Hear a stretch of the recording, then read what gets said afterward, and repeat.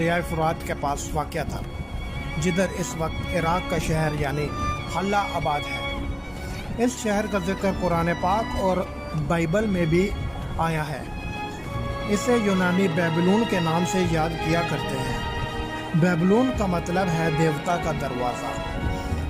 Bible کے مطابق جس جگہ بابل کا شہر آباد تھا، اس جگہ حضرت آدم علیہ السلام رہا کرتے تھے، اور اسی جگہ پر قابل نے حابل کا قتل بھی کیا تھا۔